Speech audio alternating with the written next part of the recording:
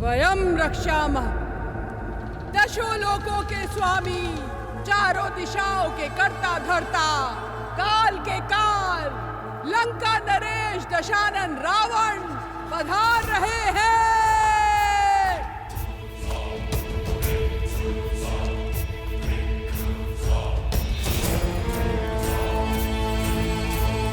तो तुम्हारी हट अब तक नहीं टूटी। उत्तम, अति उत्तम। इतनी सरलता से जो मान जाए वो महारानी होने योग्य नहीं। लंका की होने वाली महारानी पर ये हट, ये क्रोध जचता है, परंतु इस क्रोध के नीचे दबे विवेक को उजागर करो और सोचो, कहीं तुम अपने अभिमान में अपना अधिकार ना खो दो। सीता, देखो, लंकापति की पत्नी बनने पर क्या कुछ मिलेगा तुम्हें। ये सुंदर वस्त्र, ये आभूषण, ये लंका और लंकेश सब तुम्हारे होंगे। इस संसार के सारे देव प्रातः काल में तुम्हारी स्तुति गाएंगे। महादेव के कैलाश में बिना किसी रोक टोक जा पाओगी। केवल तुम्हारे हां बोलने की देर है सीता। इसलिए कहता हूं, एक बार पुनः विचार कर लो। जो आचार अशुभ हो उसमें विचार कैसा दशानन? सोचते तो वो हैं जिनके मन में संदेह का बीज होता है, किंतु मेरे मन में केवल श्री राम के नाम का पुष्प खिला है। जिस स्वर्ण, राजपाट और सुखों की लालसा तुम मुझे दे रहे हो, अयोध्या में उसकी कमी नहीं थी रावण। पर वो सब तिनके की भांति त्याग कर अपने श्री राम को चुना है मैंने रावण। मेरे लिए, मेरे श्री राम के साथ वनवास में बिताया हर क्षण त्रिलोक के सुखों और ऐश्वर्यों से अधिक महत्वपूर्ण है। ये सीता श्री राम की है, थी और सदा रहेगी। राम राम राम। बहुत हुआ उस वनवासी का गुणगान। कौन है ये राम जिसकी तुलना तुम मुझसे कर रही हो? एक तुच्छ मानव, एक नीरव बालक, जिसे उसकी मां ने उसके राज्य से बाहर फेंक दिया, उसे विवश कर दिया कि वो वन में बिना पादुका के दर दर भटके। 4 राक्षस क्या मार दिए? तुम उसका नाम दसों लोकों के स्वामी, चारों दिशाओं के नाथ लंकेश दशानन के साथ ले रही हो।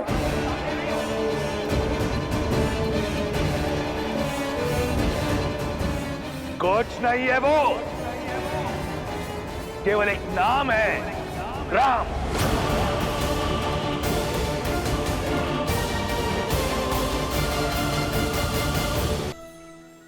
सत्य कहा रावण। राम का नाम तुम्हारे नाम के साथ नहीं लिया जा सकता, क्योंकि राम वो नहीं है जो अपने परिजनों पर अत्याचार करके सुख पर अधिकार प्राप्त करे।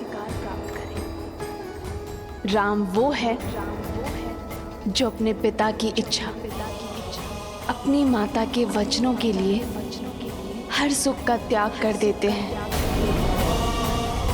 राम वो नहीं है जो एक स्त्री को बल और छल से बंदी बना दे। राम वो है जो अपने प्रेम और करुणा से अहिल्या को मां कहकर उसे मुक्त कर देते हैं।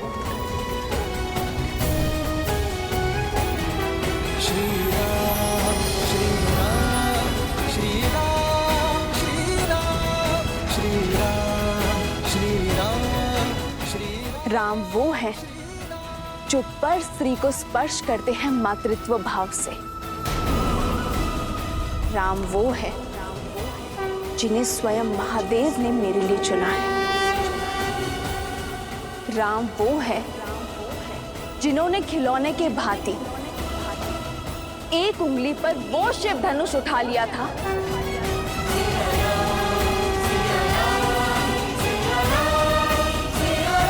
जिसके बल के तले तुम दब गए थे। कुछ स्मरण आया? राम धर्म की पराकाष्ठा है, मर्यादा की परछाई है। राम वो बल है जिन्होंने तुम्हारे भाई खर और दूषण के साथ साथ 14 सहस्त्र राक्षसों को निर्बल कर दिया था।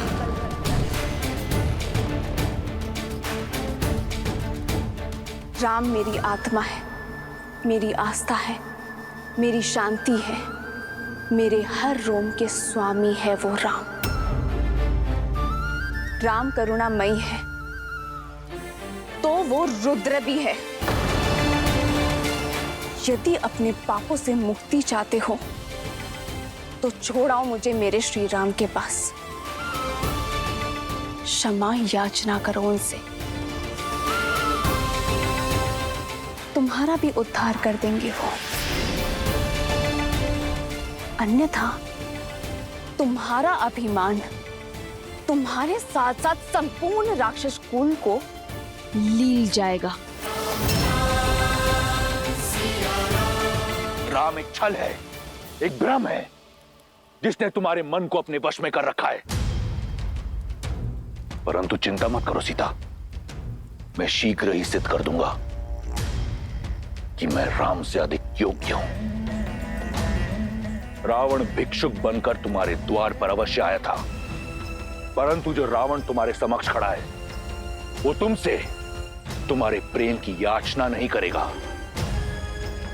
वो रावण विवश कर देगा तुम्हें रावण के समक्ष नतमस्तक होने को। तुम स्वयं रावण से विवाह का प्रस्ताव स्वीकार करोगी, और वो दिन दूर नहीं, क्योंकि इस रावण को ना सुनने का अभ्यास नहीं। तो अभ्यास कर लो रावण।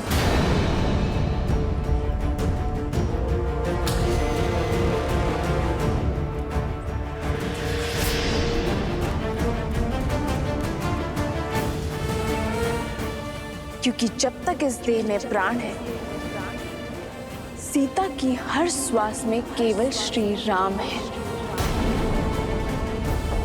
और यदि तुमने अपनी हट ना छोड़ी तो ना लंका रहेगी, ना लंकेश, ना तुम्हारा अस्तित्व रहेगा और ना तुम्हारा व्यक्तित्व।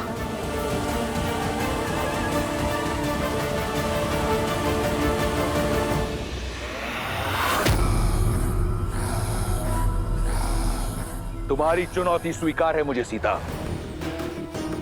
अब मैं पहले स्वयं को राम से श्रेष्ठ सिद्ध करूंगा और तब तुम्हारे मन पर, रोम रोम पर अधिकार करूंगा मैं। कुछ स्वप्न ही रह जाते हैं लंकेश। रावण वो सत्य है जो भ्रम को ब्रह्मा बना देता है। ये स्वप्न अवश्य सत्य होगा। जिसे तुम कल्पना समझ रही हो वो भविष्य होगा तुम्हारा सीता। ये वचन है मेरा।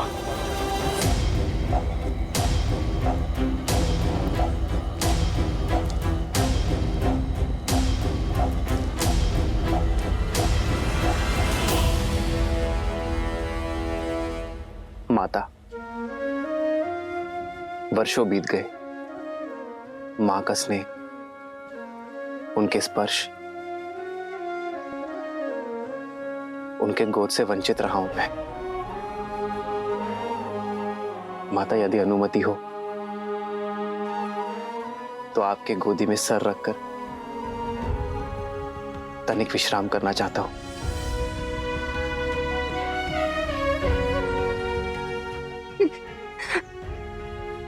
राम,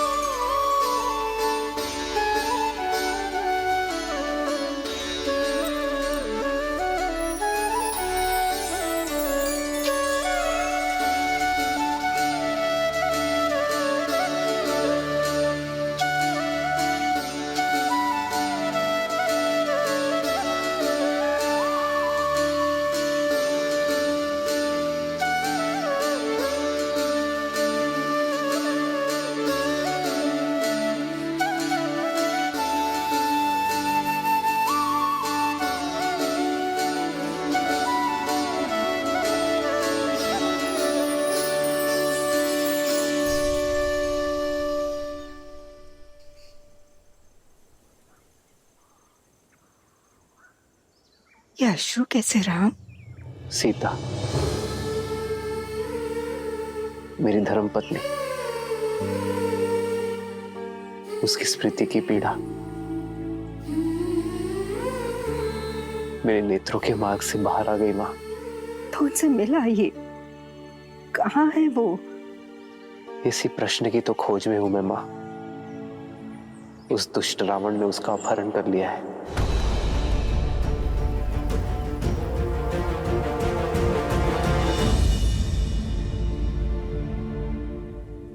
दुख के बादल हैं राम, और आपके प्रेम के सूर्य और प्रयास से छट जाएंगे, परंतु आशा का आंचल मत छोड़ना। कदापि नहीं माँ। एक ऐसे व्यक्ति को जानती हूँ जो सीता को खोजने में आपकी सहायता कर सकता है। कौन माता? कौन सहायता कर सकता है हमारी? वानरों की भूतपूर्व राजा सुग्रीव,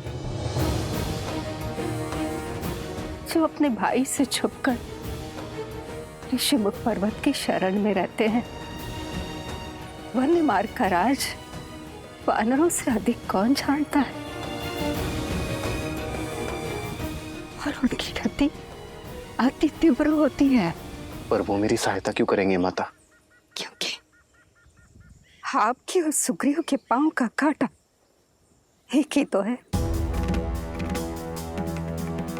रावण ने छल पूर्वक देवी सीता का हरण किया, और वहीं बाली ने सुग्रीव की पत्नी रूमा को बंदी बनाकर रखा है। और जब कष्ट एक हो, दुख एक हो, प्रहार एक हो, तो लक्ष्य भी एक ही हो जाता है।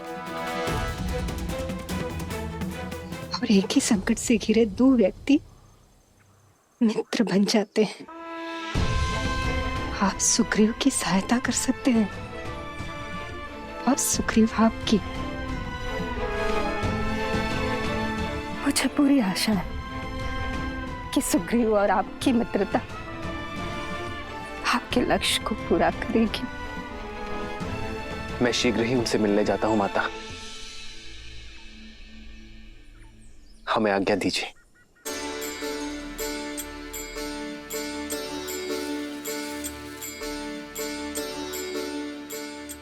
आज मेरा उद्देश्य और प्रतीक्षा पूर्ण हुई राम।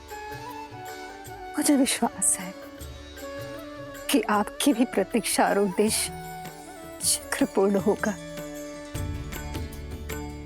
जिस उद्देश्य से मैंने ब्रह्मलोक त्यागा था, वो उद्देश्य पूरा हुआ। मेरे साथ आपके प्रवास ने संसार को ये सीख दे दी है कि कोई भी व्यक्ति अपने कुल से नहीं, अपनी भक्ति, अपने उद्देश्य और भाव से बड़ा होता है राम। मुझे भी संसार से मुक्ति की आज्ञा दे राम, आज्ञा दे। और मुझे विश्वास है कि आप भी देवी सीता की प्रतीक्षा का अंत उसी तरह करेंगे जैसे मेरी प्रतीक्षा का अंत किया। सुखदाई।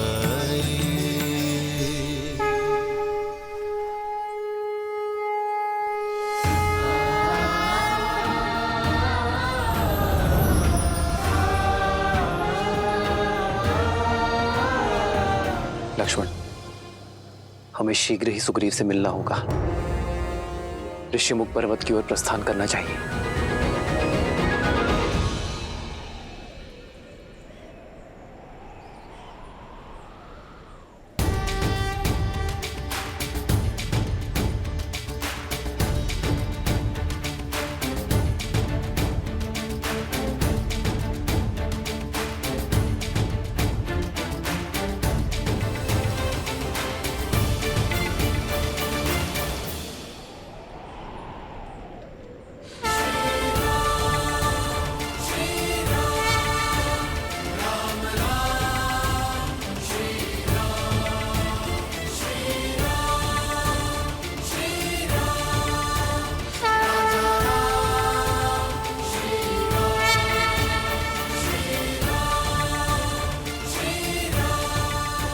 ये कैसा सुखद आभास है, कैसी हर्षमयी अनुभूति है।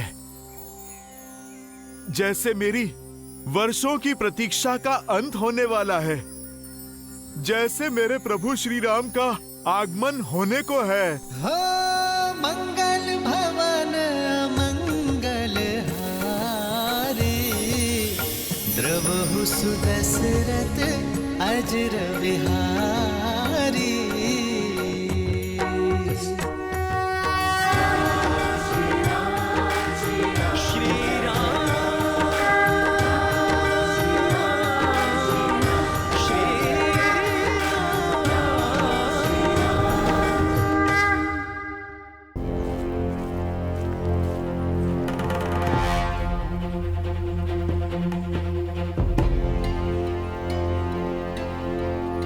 तुम्हारे राक्षस राज की स्मृति मंद है। मैंने कहा ना, उनके भेजे वस्त्र आभूषण मैं धारण नहीं करूंगी। ये वस्त्र और आभूषण महाराज दशानन ने नहीं, महारानी मंडोदरी ने भेजा है। उनकी विनती है कि आप इन्हें स्वीकार कर पूरे राज सुख से यहाँ रहें।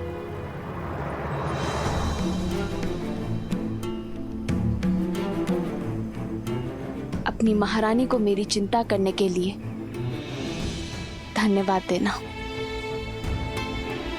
और इन उपहारों को अस्वीकार करने के लिए क्षमा भी मांग लेना। हाँ, यदि वो मेरे लिए कुछ करना चाहती हैं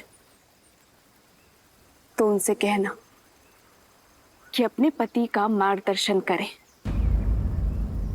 उन्हें धर्म का पथ दिखाए, क्योंकि वो जो कर रहे हैं वो अधर्म है।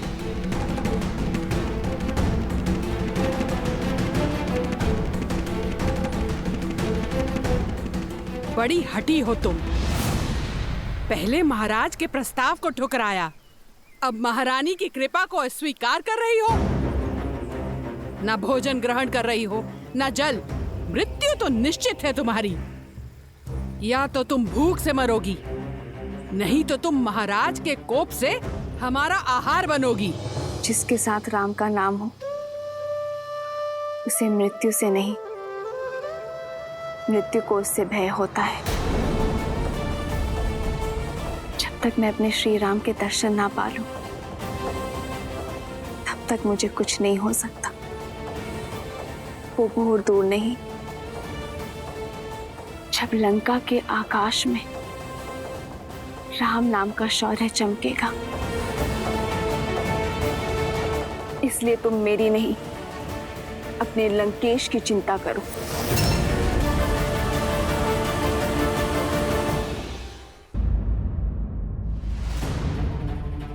वानरश्रेष्ठ,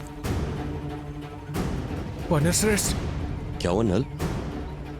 तुम्हारे मुख पर इतनी चिंता क्यों? समाचार ही चिंतित कर देने वाला है महाराज। दो अपरिचित मनुष्य आपको खोजते हुए ऋषिमुख पर्वत की ओर बढ़ रहे हैं। मुझे खोजते हो? स्पष्ट कहो, क्या देखा तुमने? गुप्तचर, वे दोनों वन में यहाँ वहाँ घूम रहे थे और कह रहे थे आपको शीघ्र ही खोजना है। लक्ष्मण, हमें शीघ्र अतिशीघ्र महाराज सुग्रीव को खोजना होगा। वो यही ऋष्यमुख पर्वत में कहीं छुपे होंगे। उनके मुख पर व्याकुलता थी। ऐसा प्रतीत होता है आपको खोज लेना अति आवश्यक है महाराज। इतनी अधीरता केवल 2 बार आन पड़ती है, जब कोई विशेष याचना हो या फिर कोई योजना को पूर्ण करना हो। दिखने में कैसे थे वो दोनों? मुख पर सूर्य सतेज, आंखों में चंद्रमा सी सौम्यता। वेश वनवासी का है, किंतु कंधों पर धनुष धारण किए हुए हैं। तुम्हारे वर्णन से कोई दिव्य कुमार प्रतीत होते हैं। महाराज सुग्रीव, कभी कभी संदेह की छटा सत्य को धूमिल कर देती है। तात जामवंत, यदि वो वनवासी है तो ये बताइए कि उन्होंने धनुष क्यों रखा है? महाराज, आपका संदेह उचित है। लगता है बाली ने कोई छल किया हो। उन दोनों गुप्तचरों को वनवासी का वेश धरकर भेजा हो। स्वयं नहीं आ सकते, आपके लिए हत्यारे भेजे हो जो अवसर मिलते ही प्रहार करके आपको मार सकते हो।